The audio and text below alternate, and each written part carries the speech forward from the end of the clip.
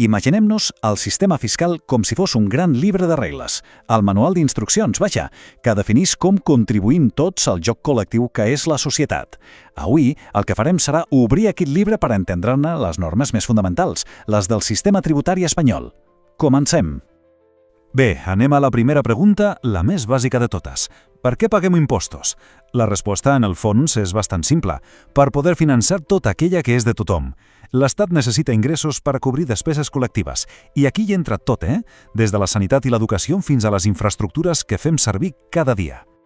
Com en qualsevol joc que es prei, cal que hi hagi unes regles justes per a tothom. I en el nostre sistema tributari, aquestes regles fonamentals, les que marquen el terreny de joc, estan ni més ni menys que a la Constitució. Anem a veure quins són aquests principis que busquen que el sistema sigui, o almenys intenti ser, equitatiu. Aquí tenim l'article clau, el 31.1 de la Constitució. I és fonamental perquè ens diu dues coses superimportants. La primera, el deure de contribuir és per a tothom. La segona, es fa segons la capacitat econòmica. Què vol dir això? Doncs que no tothom paga el mateix, ni de bon tros. La idea és que es contribueixin en funció de les possibilitats reals de cadascú. Aquest deure es desplega en 5 grans principis. El de legalitat, que vol dir que els impostos només se poden crear per llei, no per una decisió arbitrària. El de generalitat, que insisteix en allò de tothom, sense privilegis. Després el d'igualtat, a la mateixa capacitat econòmica, al mateix tracte fiscal. El de progressivitat, que és clau, com més riquesa es té, més alt és el percentatge que es paga. I finalment, el de no confiscatorietat, una línia vermella que diu que els impostos no poden arribar a ofegar-te, a privar-te de la teva riquesa o dels mitjans per viure. De tots aquests, el principi de capacitat econòmica és, diguem-ne, la pedra angular de tot el sistema. Com va dir el Tribunal Constitucional, es tracta de buscar la riquesa allà on la riquesa es troba.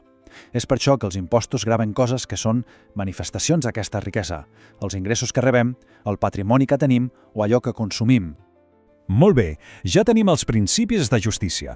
Però com s'escriu i s'organitza aquest llibre de regles? Perquè, clar, no totes les normes tenen el mateix pes. Hi ha una jerarquia molt clara que estableix quina mana sobre quina en cas que xoquin entre elles. Pensem-ho com una piràmide. Al cim de tot, intocable, i tenim la Constitució. Just per sota el dret de la Unió Europea, que té primàcia sobre el dret intern dels estats. Després ja venen les lleis aprovades al Parlament. I a la base de tot, els reglaments, que són les normes que desenvolupen i detallen com s'apliquen les lleis. Però mai, mai de la vida, les poden contradir. I dins d'aquest nivell de la llei hi ha un text que és absolutament clau, la Llei General Tributària, o LGT. És com el codi de circulació del món fiscal. No et diu com funciona cada impost en concret, com l'IRPF o l'IVA, sinó que estableix les regles comunes per a tots. Defineix què és un tribut, com s'ha d'aplicar, quines són les infraccions, les sancions. És, ras i curt, la columna vertebral de tot l'ordenament tributari. Perfecte, ja sabem les regles i com s'organitzen. Però ara ve una altra pregunta essencial. Qui té el poder per crear i exigir aquests impostos? En un estat com l'espanyol, amb diferents nivells de govern, aquest poder no està centralitzat, ni de bon tros, està repartit. Abans de res, una petita aclaració. Què és exactament el poder financer? Doncs, dit de manera senzilla, és la capacitat que tenen les administracions públiques per, d'una banda, recaptar impostos i, de l'altra, decidir com es gasten aquests diners per finançar els serveis públics. I com es distribueix aquest poder? Doncs aquí ho veiem força clar. L'Estat té el que s'anomena poder originari, és a dir, pot crear els grans impostos estatals.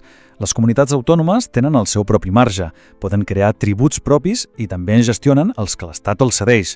I finalment, els ajuntaments, els ens locals, no creen impostos de zero, sinó que apliquen i regulen els que la llei els autoritza, com l'IBI, per exemple. Però atenció, que aquest poder no és il·limitat, sobretot per a les comunitats autònomes. Tenen línies vermelles importants.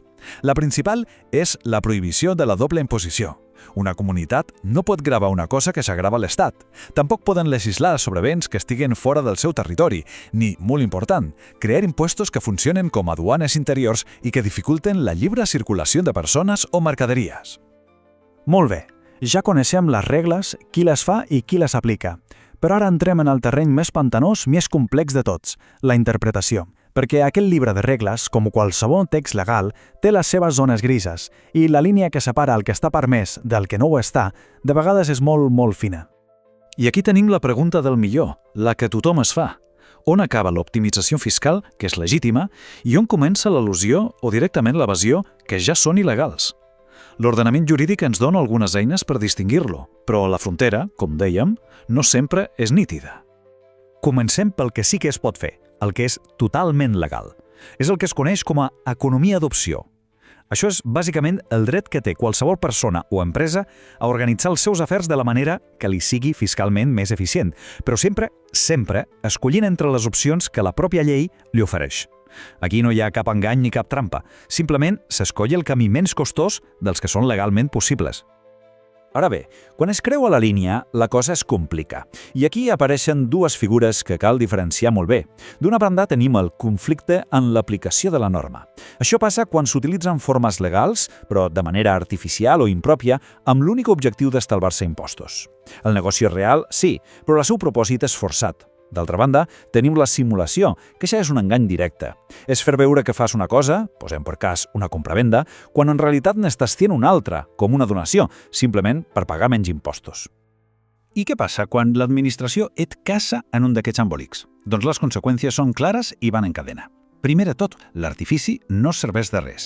Hisenda t'aplica la norma que volies evitar i t'exigeix el tribut que et tocava pagar. Segon, s'hi sumen els interessos de demora pel retard. I tercer, que és una novetat de les últimes reformes, també s'imposen sancions per aquesta conducta.